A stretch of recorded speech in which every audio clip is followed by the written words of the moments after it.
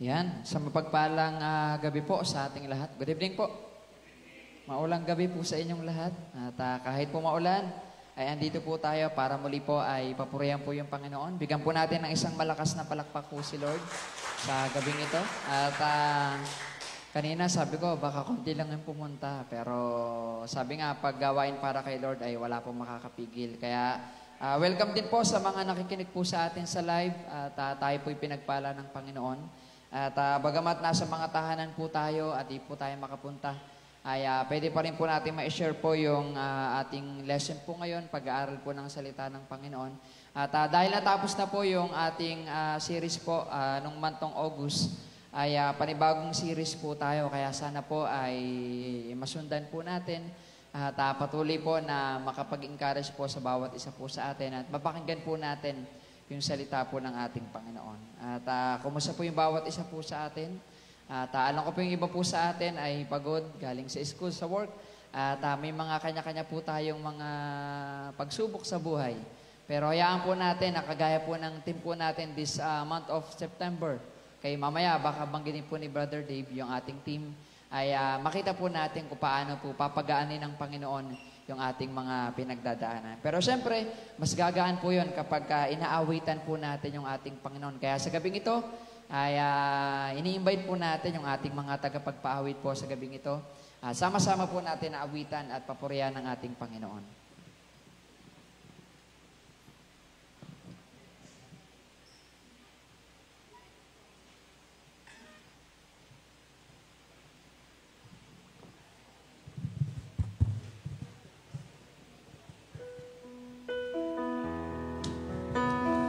Good evening po.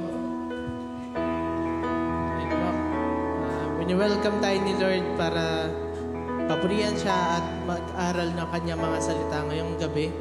Kaya samahan niyo po kami na awitin ito mga awit ng papuri at pasasalamat sa ating Panginoon. At ngayon po ay sana po ay magkaroon tayo ng mga healing sa ating mga buhay, sa lahat ng nararamdaman natin, sa lahat ng pinagdadaanan natin. Nawa ay hindi natin makalimutan si Lord at hindi rin natin siya makalimutang pasalamatan. Ngayon po ay awitin po natin itong mga awit ng papuri. Let us all sing, thank you, Lord.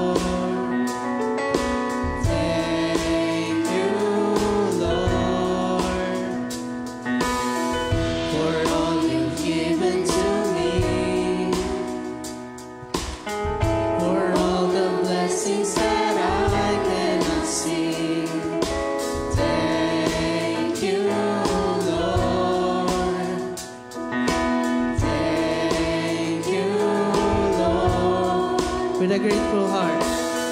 With a grateful heart. With a song of praise. With an outstretched arm. I will bless your name. Thank you, Lord. I just want to thank you, Lord. Thank you, Lord. I just want to thank you, Lord. Thank you,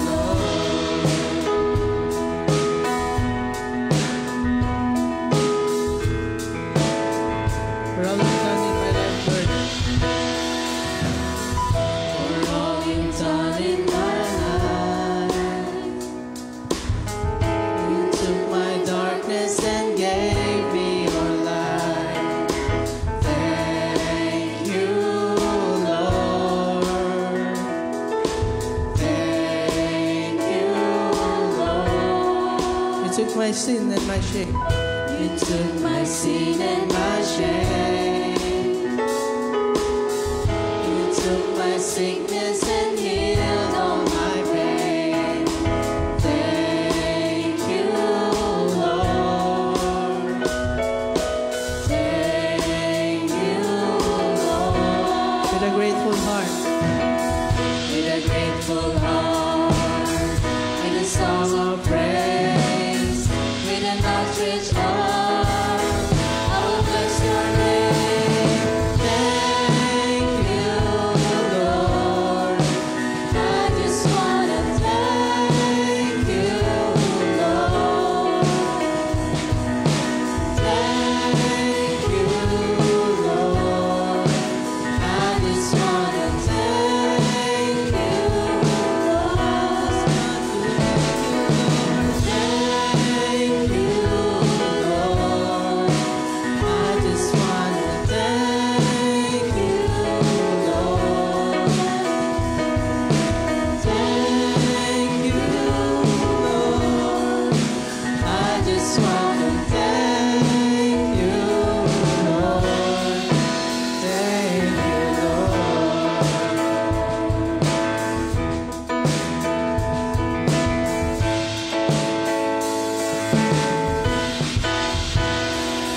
Lord, thank you sa lahat ng blessings na natatanggap namin sa araw-araw. Sa lahat ng healing, sa lahat ng mga blessings. At pasasalamat po namin sa inyo sa lahat ng lessons. Marami kaming gustong pasalamatan, Lord, sa lahat ng mga ginawa mo. Kaya inaalay po namin itong kantang to para sa inyo. Let us all sing, thank you.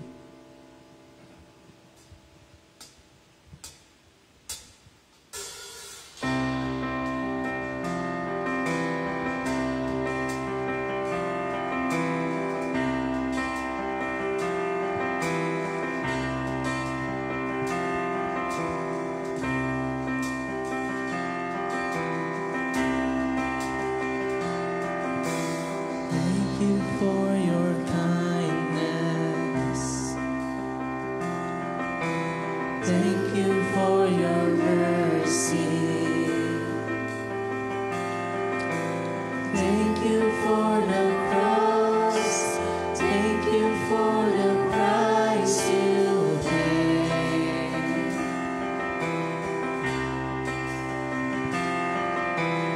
Thank you for salvation. Thank you for unending grace. Thank you for your home. Thank you for this life you gave. There is no one like you. There is no one like you, God. All my hope is in you,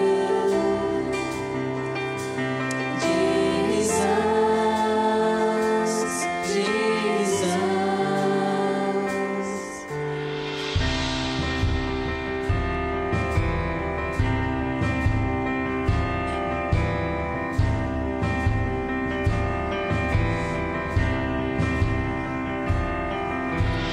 Thank you for your promise. Thank you for your favor. And thank you for your love and everything you've done for me. There is no one like you. There is no one like you. There is no one like you, God. All my hope is in you, Jesus, Jesus. There is no one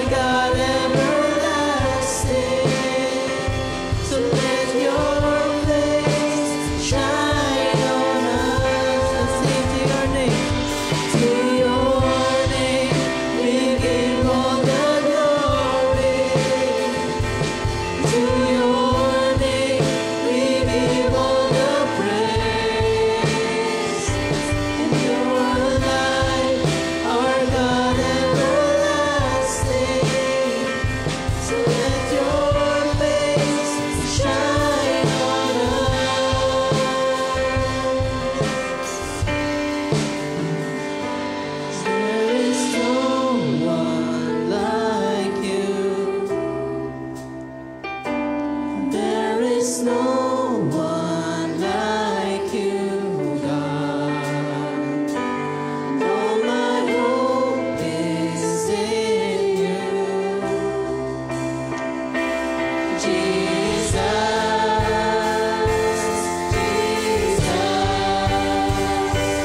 There is no one like you. There is no one like you, God. And all my hope is in you, Jesus,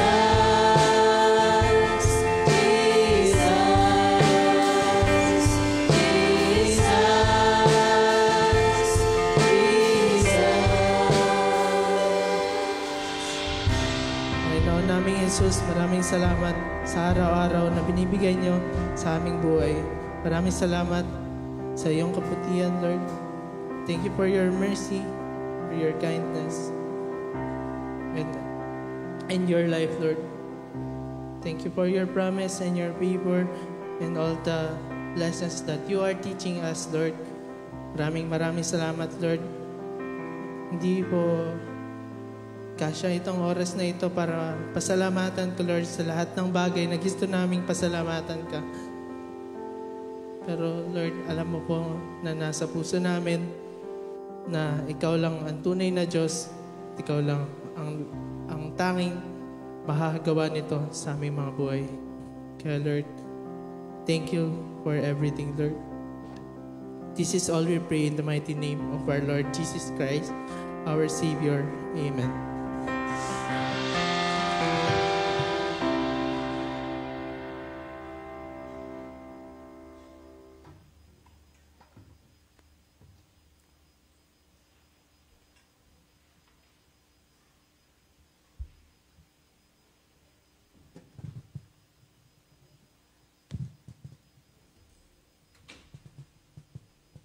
Muli po, magandang gabi po sa ating lahat. Naalala niyo pa po ba nung pandemic? Ano pong pakiramdam natin nung pandemic? Malungkot. Pakiramdam natin parang lagi tayong may sakit. Parang pakiramdam natin wala tayong kalayaan. Kasi, di ba, unang stage ng pandemic nun, nag-require na ng mga passes, bawat barangay, bawal na lumabas nang hindi ka naka-face mask. So parang sobrang restricted ng buhay natin nung pandemic. And nakita natin na talagang parang sobrang ang hirap gumalaw. Ang hirap pumunta ng mall, pumunta ng grocery store. Pumunta lang sa pamilya po natin, mahirap na. So kumbaga parang ang daming restriction, sobrang hirap nung nararanasan po natin. And ang hirap palang maging dependent tayo dun sa nakapaligid po sa atin na mga senaryo, mga nararanasan natin sa buhay. And alam niyo po, yung palang pagkakataon po na yon, may connection din po pala siya sa mararanasan natin in the future na makakatulong sa atin later on sa mensahe po natin.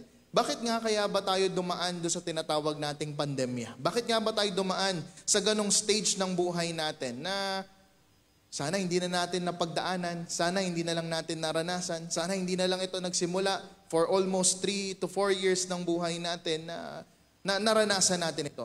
Alam niyo po yung buhay natin, we have this life full of impossibilities. Ibig sabihin, marami pong mga pagkakataon sa buhay natin na mukhang imposible. Yung mga sakit, broken family, financial struggles, mga kasalanan, mga bagay sa paligid natin na mukha ng imposible na magawan ng paraan. Pero alam niyo po sa tema po natin for this midweeks na darating, lalo na po this month of September, sabi po dito, ito po yung pinaka-tema natin, with Jesus, all things are possible.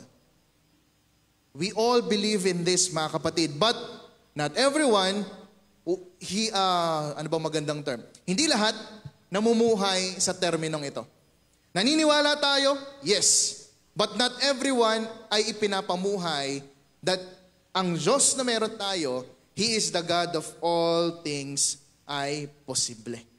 Kaya nga sa buhay po natin, ito po ay magandang paalala na ang ganda po ng mga series ng topic po natin ngayon. And sana po maalala natin at makumpleto natin yung mga midweek po natin. Yung pinakapag-uusapan po natin ngayon is tungkol po siya sa tinatawag nating faith that breaks the roof.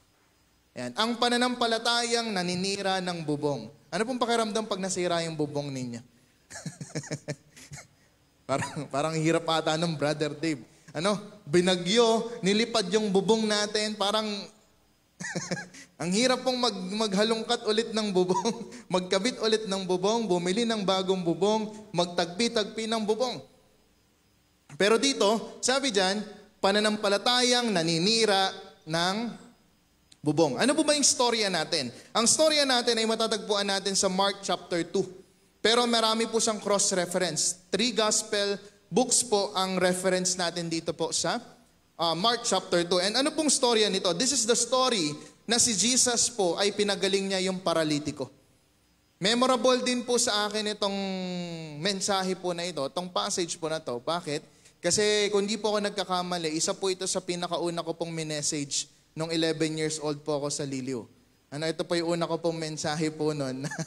Hindi ko alam kung Sunday ata yun. Alam ko Sunday ko po ata ito na message, Brother Gardy. Hindi ko na maalala kung tama ako. Basta tungkol po siya sa pagpapagaling ng Diyos sa isang paralitiko.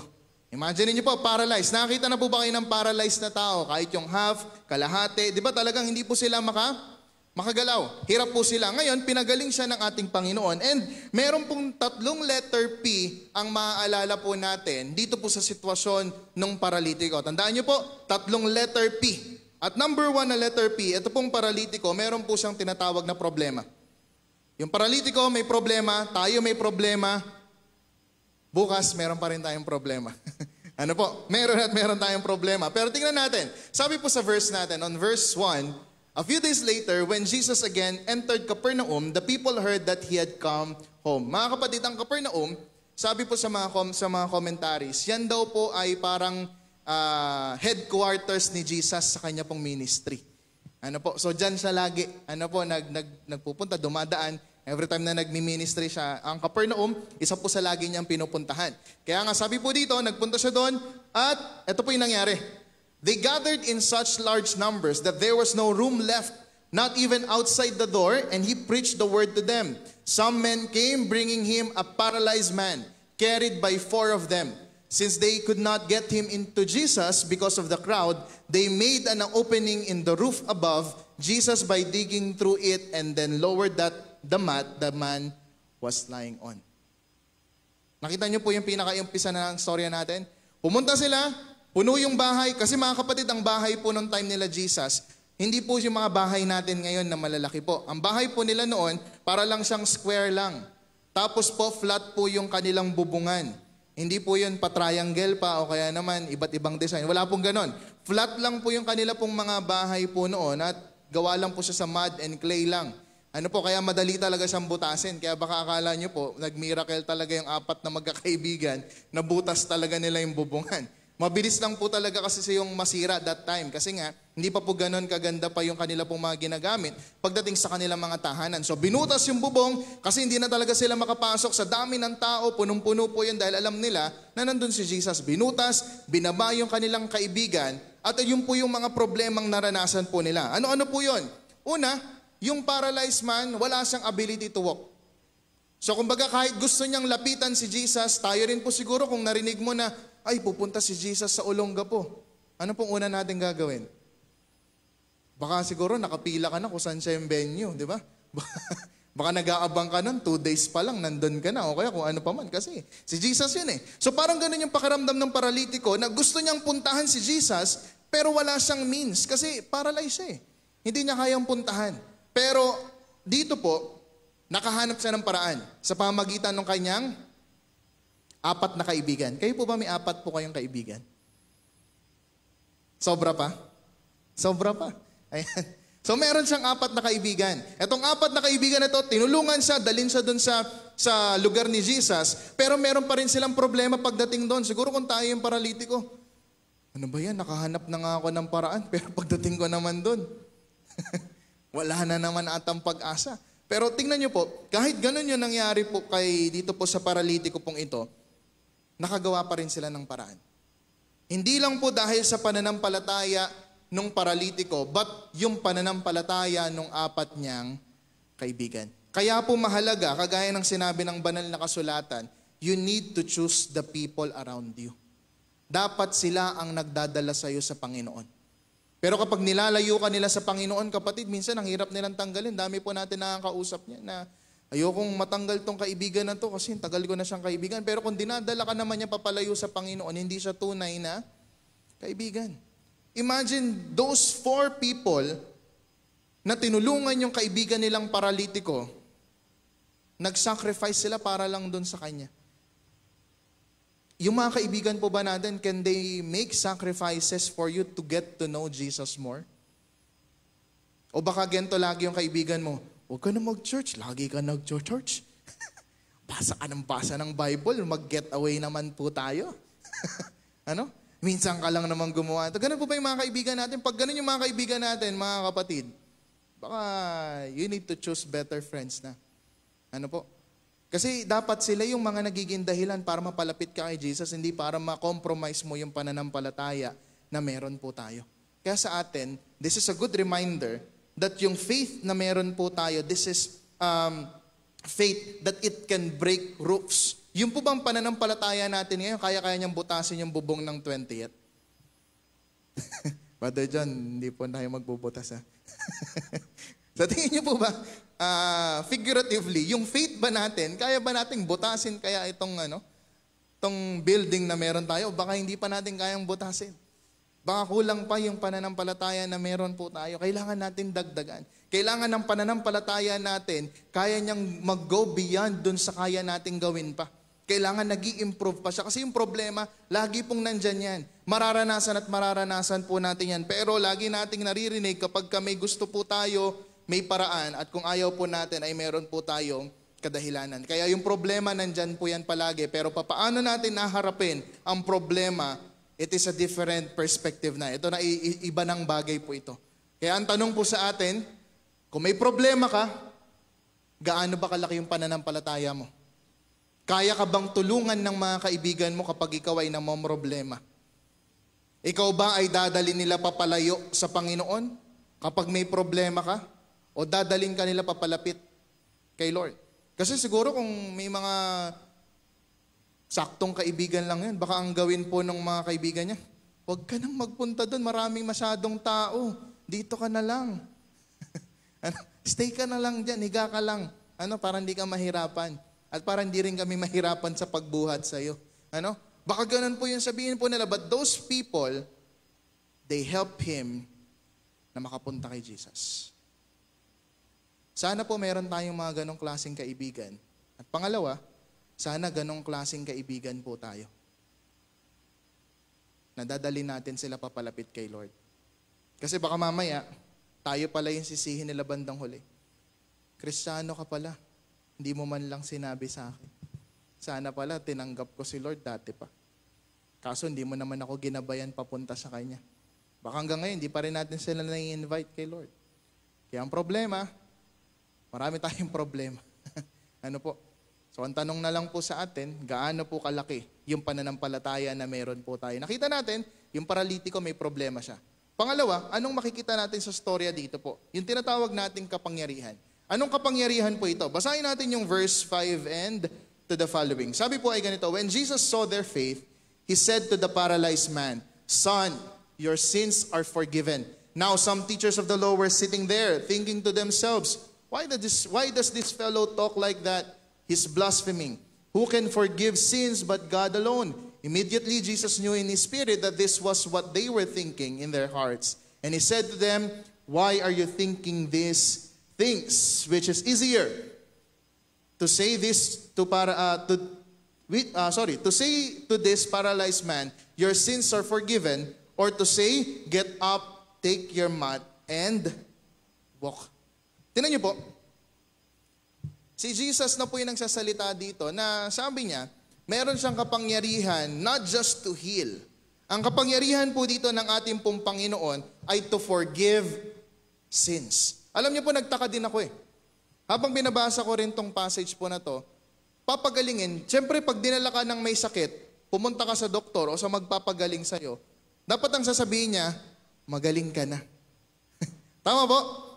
Diba? Pagaling ka, ganito gawin mo. Pero si Jesus, nung nilapit sa kanya yung paralitiko, anong unang sinabi ng Panginoon? Son, your sins are forgiven. Sa dami-dami ng pwedeng sabihin ni Jesus, magaling ka na, tumayo ka na, okay ka na, live free, sa mga ganitong bagay. Pero ang sabi ni Jesus doon sa paralitiko, your sins are forgiven. Alam niyo po, yung pong mga physical illness na meron po tayo, yan po ay minsan, sabi po rito, yan. Sorry, hindi ko pala na next. Most of the time, the reason of everything, including our physical illness, is spiritual sickness. Kaya pala tayo minsan nagkakasakit physically, sometimes sobrang rotted na yung spiritual na meron po tayo. Again, sometimes, not all the time mga kapatid. Okay po, kaya nga we need to evaluate yung sarili natin. Kasi baka kaya tayo nakakaranas ng iba't ibang bagay, hindi lang po sakit physically, na mga problema ng iba't ibang bagay sa buhay natin is because spiritually, nagkakasakit na pala tayo. Hindi na pala okay yung spiritual health na meron tayo. Kasi mga kapatid, tandaan po natin, ang healed body, it can still die. Kahit magaling ka na ngayon sa lupang katawan natin, mamamatay pa rin po yan. Aabot pa rin po yan sa katandaan at po pwede pa rin mawala sa mundo yan. But a forgiven soul has eternal life. Kaya po, your spiritual life, sobrang nagmamatter yan sa ating Panginoon. That is why, let's check our lives. Yung power ng Diyos magpatawad, baka yun yung kailangan natin. Instead of praying na, Lord, sana mawala yung problema, Lord, heal my spirit. Baka spiritually sick na po talaga tayo.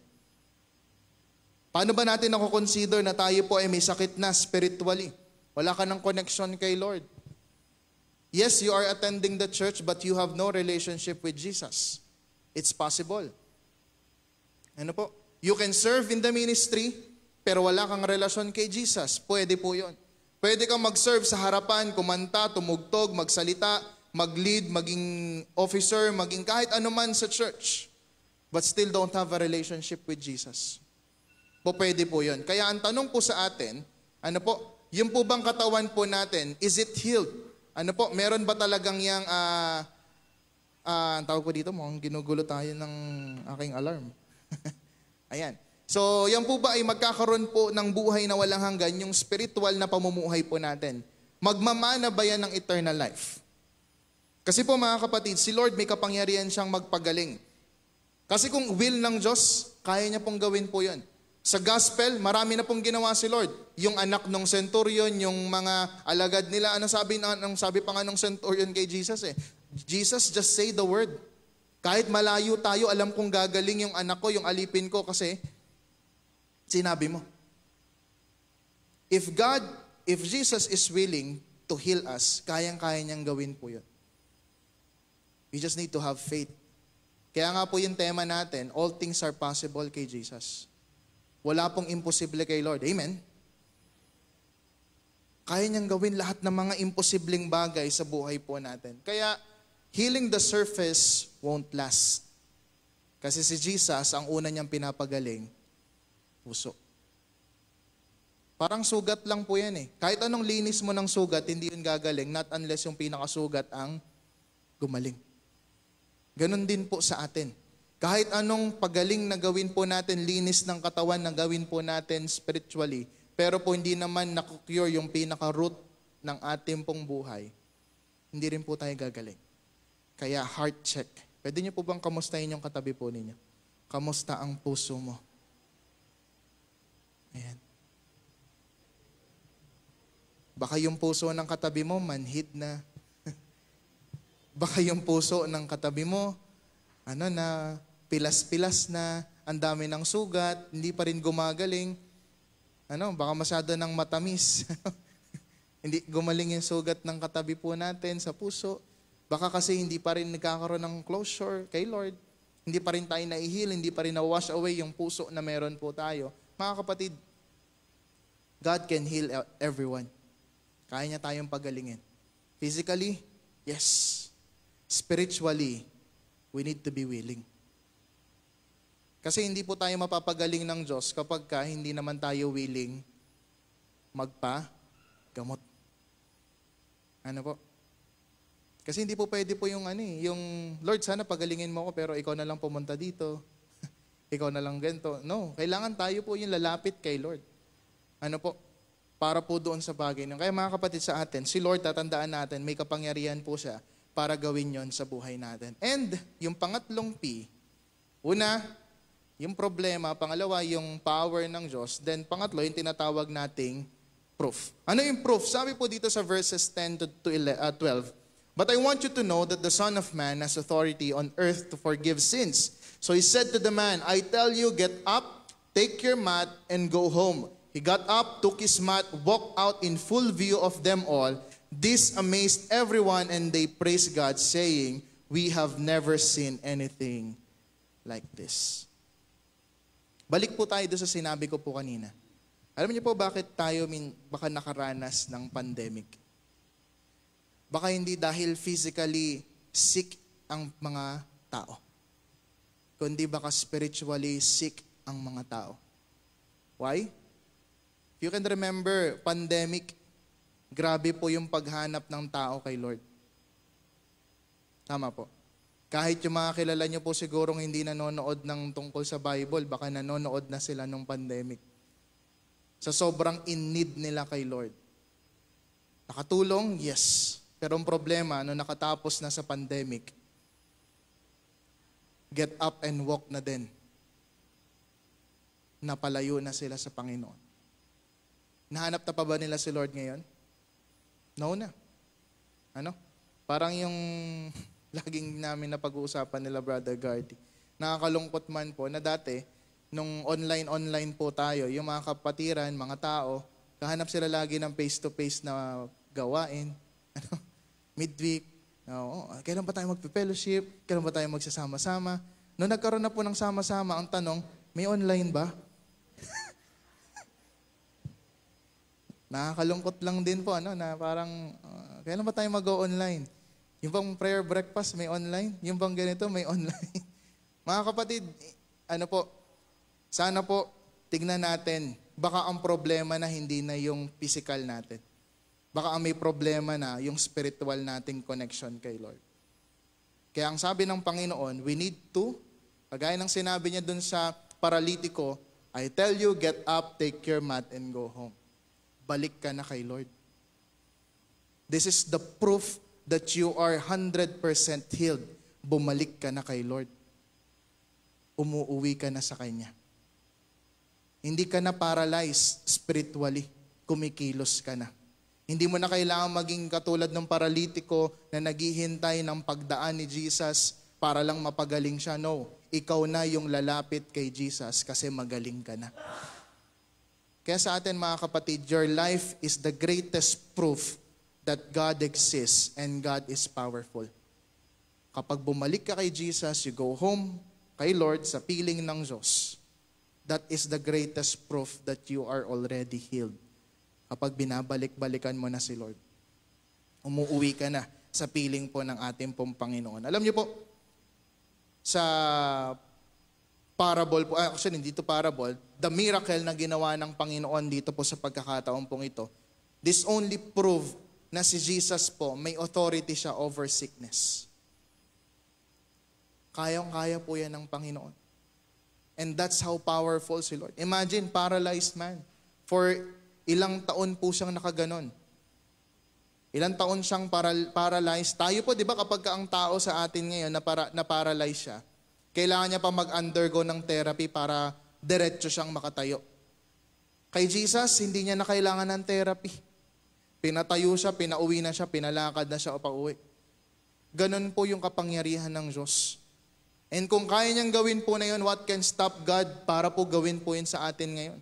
If we have that kind of faith, kagaya ng sa paralyzed and even to his friends, what can stop God para po gawin po yun sa atin? Ang kulang na lang po natin yung pananampalataya natin sa Kanya. And yung pruweba na tayo po ay pinagaling na ng Diyos, not just physically, but spiritually. Kaya po alagaan natin yung sarili natin. Wag na wag po ninyong hahayaan ang inyo pong spiritual na pamumuhay ay magkasakit. Kung gaano natin inaalagaan ang ating physical, regular check-up, tama po? Annually, may check-up tayo, inom ng gamot dito, inom ng gamot dyan, vitamins dito, vitamins dyan. Baka kulang din tayo ng annual check-up, medical check-up, ano po? Full check-up kay Lord. Baka hindi ka na nagpapakonsulta kay Lord. Kasi ayaw nating marinig kung ano ba yung sakit natin spiritually. Di ba ganun po tayo, kaya ayaw natin magpa-check up minsan sa mga doktor? Ayoko malaman yung sakit ko. Baka kaya din tayo hindi lumalapit kay Lord kasi ayaw natin marinig kung ano bang sakit natin spiritually. Ayaw nating mawala yung kasalanan na meron po tayo. Kaya mga kapatid, this is a reminder, your life is the greatest proof ng power ng Diyos. And dito po sa gabi po na ito, we can remember these three things. Yung problema, it can see, parang ang perspective natin, para siyang imposible. Pero pagkasama natin yung Diyos, wala pong imposible sa Panginoon. Pangalawa, si Jesus, hindi lang po physical healing ang kayang i-provide and i-offer sa atin, but kaya rin i-offer ng Diyos yung forgiveness na pinakakailangan ng mga tao. And lastly, yung kapangyarihan ng Diyos, it is undeniable and life-changing. Kapag naramdaman talaga natin yung pag-ibig at yung kapangyarihan ng Diyos, kayang-kaya niyang baguhin yung buhay po natin. How you see life, how you see others, how you see your relationship sa ating pong Panginoon. Kaya ang tanong po sa atin ngayong gabi po na ito, are we spiritually paralyzed? Yung ang buhay po natin, gumagalaw ka nga ngayon. Ang lakas mo nga ngayon, pero baka yung spiritual natin, ang tagal ng paralitiko. Baka yung spiritual na buhay natin, tagal na palang nakatenga. Ang tagal nang naka-stuck. Ano po? Baka ginagawa na lang natin to out of duty, out of different mga things ng buhay po natin. Kaya ito po yung challenge po sa atin. Kagaya ng mga kaibigan, will you bring others to Jesus no matter the obstacles? Kaya mo bang dalhin yung mga kaibigan mo kahit na sobrang hirap, yung talagang feeling mo, alam ko, nararanasan natin to eh. Yung inis na inis ka na sa kanila, ayaw pa rin nilang lumapit kay Lord. Yung kahit anong invite mo, ayaw pa rin nilang magpunta sa church, wag po ninyo silang susukuan. Do the impossible. Kung ayaw nilang lumapit, ang church ang lalapit para po sa kanila. Kaya sa atin po, importante po yung mga cell groups po natin. Kasi tayo na po ang lumalapit sa kanila, hindi na po sila ang lalapit sa atin. It's time to reach out, mga kapatid. Hindi na po sila yung lalapit, tayo ang lalapit sa kanila. Sunod, kagaya ng paralitiko, will you let Jesus forgive and transform you? Hayaan mo ba na patawarin ka ni Lord? Huwag na natin i-justify yung sarili natin. Sometimes gusto natin lagi yun. Di naman ako mali. Di naman ako nagkasala. Ba't kailangan kong patawarin? Mga kapatid, we are not perfect and we need God's forgiveness. Kaya po, let Him transform our lives. And lastly, kagaya ng crowd, they glorified Jesus for what they have seen.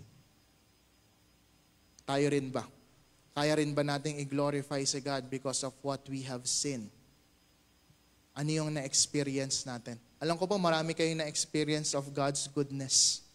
Miracles sa buhay po natin. And baka nga po mismo sa inyo pong buhay nangyari. And if yes, mga kapatid, it's time to glorify God. It's time to give praises kay Lord. What can stop you from praising the Lord? Amen po. Tandaan po natin, ito po, narinig ko po ito sa isang preacher. Sabi niya, kapag nasa church ka, hindi mo kailangan na utusan ka para magpuri kay Lord. When you understand that you are in the presence of God, that is the right thing to do. Ibig sabihin lang po, kung alam mo kapag nasa church ka, nasa harapan mo si Lord, hindi mo kailangan mailang sa mga katabi mo kasi si Lord yung nasa harapan mo. Ganon din naman po tayo sa mga tao, sa mga kakilala po natin na kapag alam nating sila yan, hindi ka nahihiya. Hindi ka natatakot. Kapatid, if you understand that every time na nagpupunta ka sa church, nasa harapan mo si Lord, hindi mo na kailangan sabihan pa na makinig ka sa message. Hindi mo na kailangan sabihin na mag-pray ka. Hindi mo kailangan sabihin pa ng worship leader na itaas natin yung kamay natin, papurihan natin si Lord. No. Kasi kung ikaw sa sarili mo, naiintindihan mo na si Lord yung nasa harapan mo, hindi mo na kailangang utusan. Si Lord yan eh. Kaya sa atin po, this is a challenge. Kung yung crowd na yon, they chose to glorify God kasi nakita nila and God deserves everything. Huwag natin pigilan yung sarili natin. Kasi pagdating natin sa langit, ganyan din yung gagawin natin. Tama po? Yan ang sinabi ng Panginoon eh. Yun ang gagawin natin sa langit. So why not start it right now? Ano po? Simulan na po natin ngayon. Para pagdating sa langit, sobrang perfect na nang gagawin natin para sa ating Panginoon. Kaya mga kapatid, sabi po rito, don't settle for lying on your mat when Jesus is calling you to rise, walk, and live for His glory. Kaya wag na po tayong laging nakahiga. Oras na para gumising. Pwede niyo po ba tapikin yung katabi niyo? Gising na. Ano po? Kailangan niyo na pong maglakad, kailangan niyo na pong mamuhay para sa glory ng ating Panginoon. Let's pray. Ama naming Diyos, na dakilat lubha makapangyarihan sa lahat, tunay po that you are powerful, Lord God. Thank you po for being our God, Panginoon. Thank you for introducing yourself sa buhay po namin. Lord, sa oras po na ito, we appreciate everything na ginagawa niyo po para sa amin, Lord. Although we are not deserving of your grace, your love, your faithfulness, Lord God. Alam po namin, Panginoong Diyos, na hindi po namin ito may babalik, but Lord God, we are trying our best to glorify, to praise you, and to be used by you, Panginoong Diyos. And Lord, maraming salamat po. That your will be done. Bless us and guide us, Panginoon, all throughout the day, Panginoon, or night na meron po kami. Maraming salamat, Panginoon. Pinupuri ka po namin sa tanging pangalan ng aming Panginoong Jesus. Amen. God bless po sa ating lahat.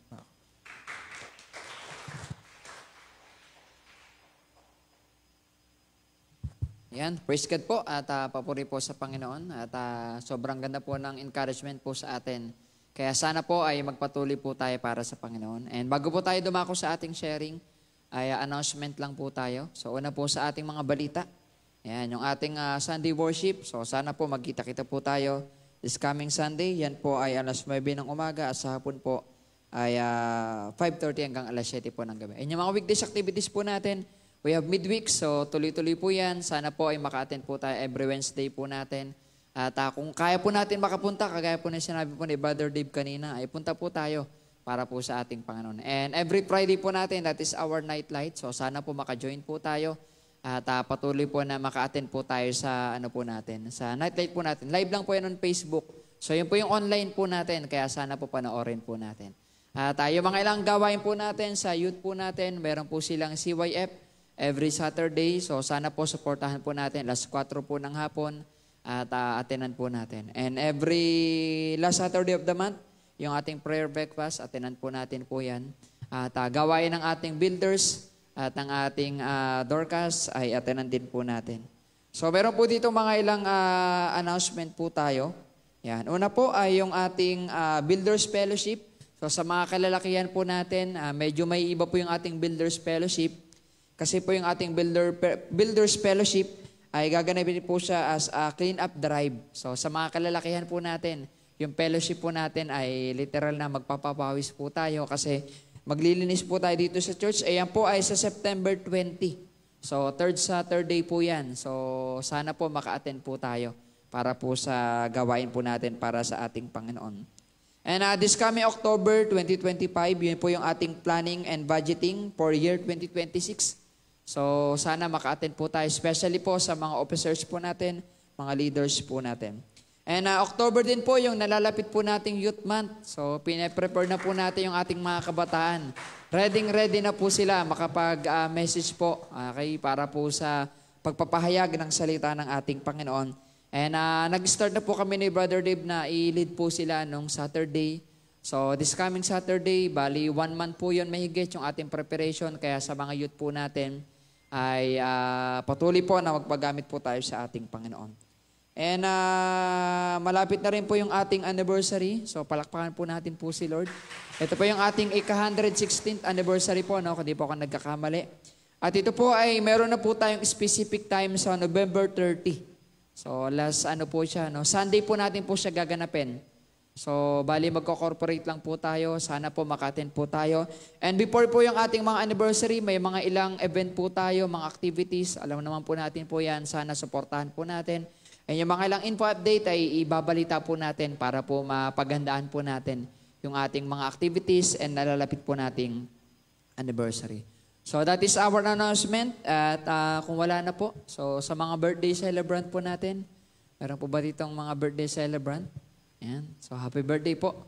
At patuloy po tayong pagpalayan ng Panginoon. Kung wala na po, tayong lahat po ay magsitayo. At tayo po ay manalangin po sa ating Panginoon. Ama naming Diyos na makapangyarihan sa lahat, Lord, maraming salamat po sa oras pang ito. Salamat, Panginoon, muli sa paalala niyo po sa amin na wala pong imposible sa inyo, Panginoon. Kaya, Lord, naman po yung aming mga pinagdadaanan. Naniniwala kami, Lord, na kayo po yung tutulong po sa amin, Lord God. At naniniwala kami, Panginoon, na hindi niyo po kami pababayaan. Kaya, Panginoon, ano man po yung mga problema po namin, mga pagsubok, tulungan niyo po kami, Lord God. Kung meron man po kami, Lord, problema sa family, sa financial, karamdaman, especially, Panginoon, sa aming spiritual, help us, Lord God, na patuloy na lumago, tumatag po sa inyo, Panginoon, at sa mga nakarinig po ng inyong mayamang salita, ito po ay patuloy na tumimo sa bawat isa po sa amin at mapumahay po namin, Panginoon. Lord, kalakip ng aming panalangin, ang patuloy, Lord, na kagalingan sa mga may karandaman po naming kapatid, Panginoon, mga comfort, Lord God, sa nakakaranas, Lord, ng kalungkutan, mga pagsubok sa buhay, Panginoon. Lord, ang aming ding panalangin sa mga nagdiriwang, sa kanilang mga kaarawan, pagpalain niyo po sila. Patuloy po nila, Lord, ma-enjoy yung buhay po nila kasama po yung kanilang mga mahal po sa buhay. Salamat, Panginoon. At naniniwala kami, Lord, anong pa man po yung aming mga panalangin, ay tinataas po namin po sa inyo. Umaasa kami, Panginoon, na bibigyan niyo po ng katugunan lahat ng aming mga panalangin. Ingatan niyo po kami, Lord, sa aming pag-uwi sa aming mga tahanan. Ilay niyo po kami sa lahat ng kapamakan, sa lahat ng karamdaman, at patuloy na hanggang sa pag-uwi po namin, ay dala po namin, Lord, ang pagpapala na nagmumula po sa inyo. Salamat, Panginoon. Pinupuri ka namin. Pinapasalamatan sa pangalan ni Jesus. Amen. God bless po sa ating lahat. And meron po tayong sharing. Yan. Hanap na lang po tayo ng mga group sharing po natin. Sabi po dito, what area in your life right now feels like the paralysis you cannot overcome on your own? So, ito po yung ano po yung area ng life po natin na sa tingin natin ay na-stuck na hindi natin magalaw at kailangan po natin ngayong ma-overcome. So, yun, hanap